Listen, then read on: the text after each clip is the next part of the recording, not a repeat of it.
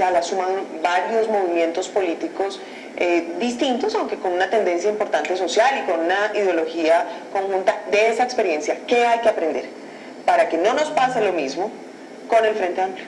Bueno, nosotros tenemos que aprender a construir procesos unitarios en medio de esa diversidad. Lo que ha faltado es comprender eso, ¿no? Y entonces tratar de no hegemonizar. No puede ser que una fuerza, porque tenga muy buenos resultados al interior del partido, entonces venga a hegemonizar su criterio político, ¿cómo se hace su eso? programa. ¿Se está hablando de roleo ahí en ese caso o no? No, estoy hablando de varios al interior del partido que por sus resultados No me diga que hay varios, consideran... senador, no me diga que hay varios roleos, porque ahí está como... No, hay varias tendencias al interior del partido que quieren que se imponga su programa. Claro. Y lo que tenemos que entender nosotros, este es el llamado al Frente Amplio también en la construcción, tomar la agenda de país, no la agenda de los partidos. Me parece que es muy importante que la agenda del país la asuman el movimiento social y político, y no se le trata de imponer una agenda a nadie. Cuando uno empieza a hegemonizar, pues siempre empiezan las rupturas. Cuando se quiere hegemonizar, empieza a romperse, y el país está mostrando por dónde va. Entonces hay un modelo al que hay que confrontar, hay un modelo del que hay que proponer una nueva alternativa. Empezamos hablando de la cumbre tiene, por ejemplo, una propuesta, la cumbre agraria tiene una propuesta de país. Eso lo debe tomar el partido, eso lo deben tomar el movimiento social y político y potenciarlo, y no considerar que choca la apuesta del partido con lo que está con el ideario del polo. Con el ideario del polo. Yo creo que el Frente se trata de construir la unidad en medio de esa diversidad y comprender que hay cosas más importantes que nos unen, y que lo demás se seguirá construyendo por aparte, cada uno en su fuerza política, cada uno en su partido. Senador, metámonos en lo de la paz y en los dos frentes fundamentales de la paz. Por un lado, ¿cómo observa usted la reactivación de la dinámica, digamos que normal, armónica, del proceso en La Habana, FARC, gobierno? Y por el otro lado, ¿cómo observa usted la discusión de los 6 puntos de la agenda que se conoce con el Ejército de Liberación Nacional, que acentúa mucho más lo social y que pone como discusión fundamental, que parece que ahí está el enredo con el ELN, el hecho mismo de que sea la sociedad y los sectores populares quienes entren, no a negociar, pero a poner sobre la mesa nacional su problemática y las soluciones en el posconflicto? Una y otra cosa, ¿cómo las observa? Bueno, yo saludo la reactivación de la negociación en Cuba, esta fase. Me parece que estamos ya mostrándole al país que se llega a un momento en el que ya no hay reversa en la discusión, hay demostraciones frente a lo que significa ponerle fin al conflicto, sobre todo entre la FARC y el gobierno. Creo que hay un momento muy importante que va a ocurrir. El próximo 10 se va a conocer el informe de la Comisión Histórica sobre el origen del conflicto. Me parece que hay un momento muy importante ahí.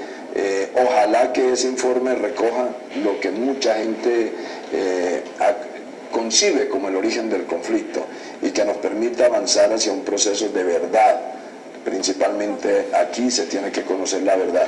Eso le daría el fin al conflicto muy importante. Entonces hay una etapa supremamente esperanzadora. ¿Y con el ELN? Y con el Ejército de Liberación Nacional, saludo también y veo bien que se haya difundido que han terminado una etapa de acercamiento, ¿cierto? Y que estamos esperando ansiosamente que se anuncie la instalación de la mesa con el gobierno. Hay puntos distintos, una negociación que seguramente se abordará de manera diferente a la de la FARC, pero que contribuirá a que el país aporte en la construcción de la paz. Es de resaltar que el Ejército de Liberación Nacional siempre ha planteado como primera instancia de la negociación lo que plantee la sociedad. Esos mecanismos de negociación como la Convención Nacional expresaban eso. Hoy se pone nuevamente en la coherencia de lo que ha sido el ELN, una apuesta de que sea primero la sociedad. Entonces yo creo que el gobierno nacional debería recoger todas las apuestas que está haciendo el movimiento social. El movimiento estudiantil a partir de la MANI ha planteado una propuesta de legislación, eso es lo que debe recogerse para construir la paz. El movimiento agrario y popular tiene una agenda política en la cumbre, eso hay que recogerlo, pero hoy hay un movimiento por la salud reclamando por lo menos decisiones del gobierno nacional como que sancione la ley estatutaria de salud. Es decir, la paz aquí está más dedicada, digamos, a entorpecer, a obstaculizar la participación de la sociedad, y el gobierno nacional debería expresar mayor voluntad frente a lo que expresa la sociedad, porque la paz únicamente atendiendo agendas de la insurgencia no se va a construir. Pero es eso lo que está empantanando la decisión. Yo entiendo que el gobierno decir, bueno, ya instalamos la mesa en el Ecuador, es justamente la participación de la sociedad y el tema de fondo de la Convención Nacional, que es todavía más áspero. ¿Será eso lo que está aletargando y pidiendo que nos digan ya, bueno, se instaló la mesa con el ELN? No, yo no creo, Antonio, que sea eso estructuralmente lo que la retrasa. ¿No? Yo creo que el gobierno también tiene varios intereses. Electorales. Claro, o sea, llegar al fin con la FARC. Digamos, si logra la coincidencia entre el proceso del ELN y la FARC, va a ser imposible una mesa única entre la FARC y el ELN, a mi modo de entender. Eso le puede trabar, y el gobierno lo que ha avanzado no lo va a retrasar. Pero todo el mundo, inclusive de sectores cercanos al ELN, el gobierno, dicen, no, esto va a haber una convergencia de una mesa única. En un momento dado ya no se podrá hablar sino de la paz integral y estarán las dos guerrillas allí, ¿no? Ya como proceso final, ¿no? Sí, pero yo creo que eso es un momento todavía distanciadito en la etapa del proceso. Considero que lo que necesita el gobierno ahora es dejar bien preciso con la FARC, para que ponerle un techo a la negociación con el ELN de alguna manera, en algunos aspectos, en algunos puntos. Sí. Pero en lo demás, creo que es necesario que el gobierno entienda que hay una agenda del movimiento social, y que esa agenda va a ser parte sin duda de lo que ha planteado el ELN, debe ser la negociación, es decir, sin que la sociedad esté en la mesa entre la insurgencia y el gobierno, pero que sí se resuelvan cosas. Entonces le planteo esto, ¿cómo es que se convierte en un obstáculo la participación de la sociedad con las recientes amenazas que vienen apareciendo? Bloque Capital, Autodefensa, Águilas Negras, amenazando y materializando amenazas. El caso del la muerte de Alberto Pedraza, que es una desaparición, luego aparece muerto. Medicina Legal dice que transcurrió un tiempo entre 24 y 36 horas del momento de la muerte y el hallazgo del cadáver. Son mensajes claros de impedir que la sociedad participe en la construcción de la paz, pero también como diciéndole a la insurgencia, ustedes no tienen cabida. Esas son expresiones de quienes no quieren que se avance en un proceso de solución política en Colombia. Entonces, digamos que todo eso es lo que obstaculiza, todo eso es lo que entorpece. Este caso de Carlos Alberto Pedraza es significativo, porque venimos en un tiempo en que muchos procesos terminan con el aniquilamiento, con la eliminación física de quienes han querido. Recordamos aquí hechos que no consideramos deban repetirse, pero estos mensajes vuelven y generan desilusión, vuelven y generan una desconfianza en lo que es la firma de la paz en Colombia. Esclarecer, y ese es el llamado al gobierno nacional, al Estado, a la Fiscalía, esclarecer lo que pasó con Carlos Alberto Pedraza, es un mensaje de decir, se va a construir la paz sin eliminar la posibilidad de la participación de la sociedad. Imagínense entonces qué puede pasar con los excombatientes que deberán venir a hacer política ya no mediante el uso de las armas, y que eso es la realidad de este país. Entonces hay que ir también tomando decisiones en materia de acabar y de cerrar toda esa puerta que se está atravesando a la construcción de la paz. Tiene que haber justicia en todo esto. Definitivamente. Pero, senador, se me ocurría a mí cuando lo oí hablar, ¿cree usted que el gobierno está apuntándole a firmar unos marcos muy generales en La Habana y a delimitar la participación social y de las comunidades en el momento del referendo y en el posterior proceso que implicará aterrizar esos acuerdos generales de La Habana a programas y proyectos específicos donde el Congreso definitivamente jugaría un papel protagónico? Permítame hacer esto, mire, en Cuba realmente lo que va a salir es ese marco general.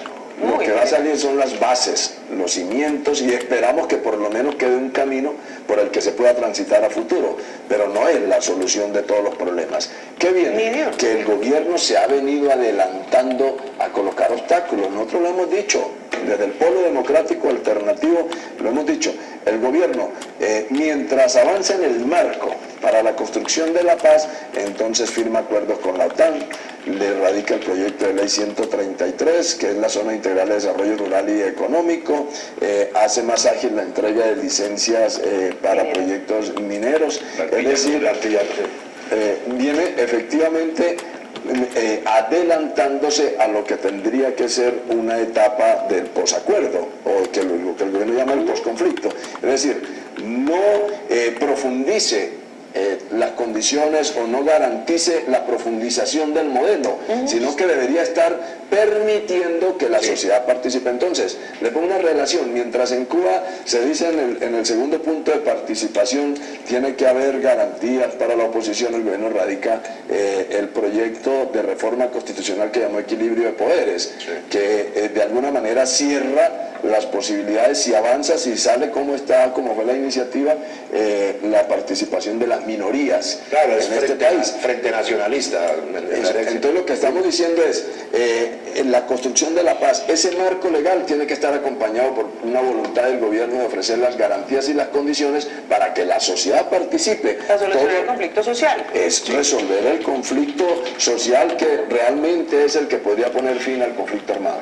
Bueno, ¿cuál es el gentilicio de los nacidos en Convención Norte de Santander? Bueno,